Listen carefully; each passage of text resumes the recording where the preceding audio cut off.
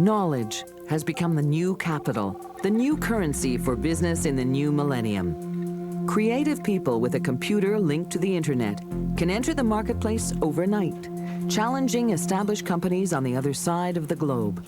It's been called the new economic democracy.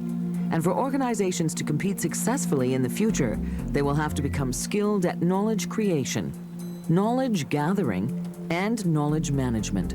There's no doubt that the knowledge era brings with it very different rules for how businesses can be successful. Organizations that do not understand those rules and can't adapt to those new rules are likely to disappear. Coming up, Hubert Sanange talks about the knowledge era and the learning organization. In the city of Kitchener-Waterloo, in southwestern Ontario, lies the imposing headquarters of the Mutual Group, the second largest life insurance company in Canada. Here you can also find Hubert Sanange, Vice President of Strategic Capabilities, and a leading expert on the role of knowledge within an organization. He is a frequent lecturer on the topic, and he believes that the successful management of knowledge is crucial for organizations to thrive in the 21st century. The economic context within which organizations have to function is changing, and it's not changing with a bang, if you want. It's changing in very subtle ways, but very powerful ways. So we had the agricultural era for 2,000 years, and then for a very specific 150 years, 160 years, we had the industrial era. That era, really marked the way in which we organize ourselves, the way in which we manage ourselves, the way in which we handle the assets of the firm. Now, very clearly, we have moved to a new era. In the industrial era, the tangible assets were really the driver of value creation. In the knowledge era, what we're saying is that the knowledge-based assets are those that are the driver of value creation. The key force that has propelled us into the knowledge era, I believe, is information technology. Information technology in two forms. First, the incredible explosion of CPU, computer power, at lower and lower cost per unit, combined with an explosion of the bandwidth, essentially. So it's not only how much we can compute, but it is how much we can distribute and disseminate at an instant's notice. I had a fabulous example given to me by people at the World Bank. They had somebody in one of those countries that was actually going through civil war that had to go and hide in country. They had to take a generator with them, and they had a laptop. And they could, with their portable telephone, connect to the World Bank satellite. They were in the middle of absolutely nowhere. And this person, the only thing they had to do was to be on the internet all day. So they were on the internet at the World Bank and knew more about what was going on in the whole building than most people working there in the head office in Washington.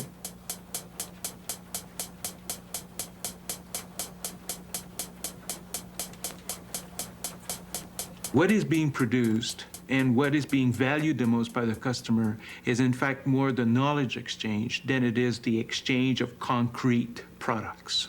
In a car, for instance, the average car costs something like $2,500 in steel, and now we're up to something like $3,500 in information technology.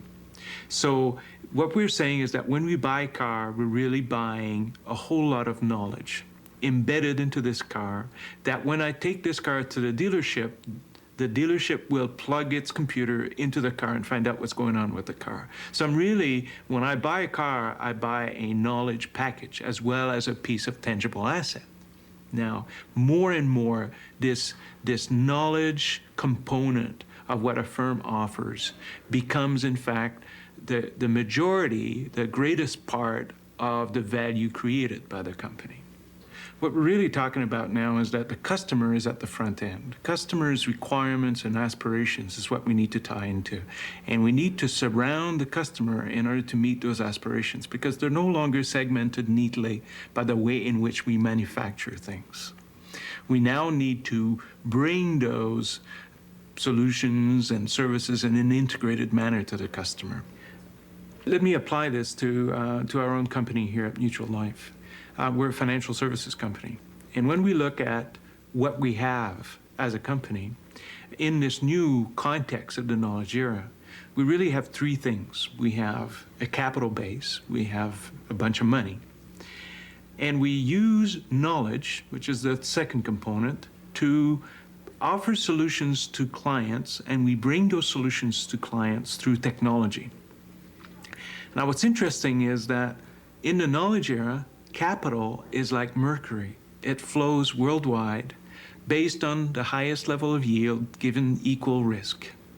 So no longer is capital a decisive factor in terms of competitive advantage.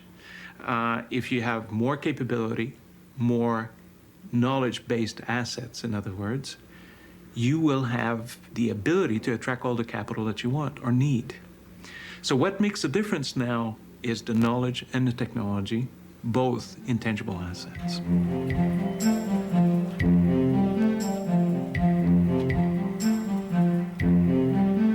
I remember a pharmaceutical company in North America where, in fact, the best year ever was celebrated by that company, and 18 months later, it was gone beyond repairs. And essentially what had happened is that the intangible assets of that firm, in terms of its ability to create value for customers, although it was celebrating its best year ever from an accounting point of view in terms of its income, underneath all of this, the drivers of value creation had really petrified, without the firm even understanding that. In fact, we need to understand accounting as the present picture of past value. And those in the knowledge era that manage based solely on the numbers in a spreadsheet are actually getting a very distorted picture of the current reality, because all they're getting is the results of past performance. The capability of the firm really becomes the main determinant of how it designs its business strategies, how it evolves its business model, how it looks at itself in terms of its investment. How is it going to invest? Is it going to invest in the tangible assets of the firm or the intangible assets? And essentially, it needs now to give much greater attention to how the intangible assets of the firm are in fact managed. Very important change. This, in turn, will require a fundamental change in the way leadership is exercised in the company.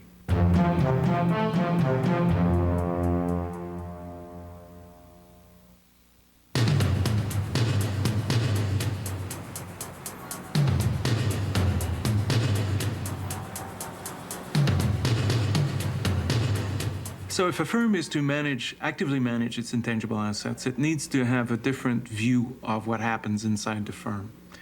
And that different view, we believe, is best offered through understanding the capabilities of the firm and its relationships by looking at the firm's tangible assets in three clusters. The first cluster is human capital.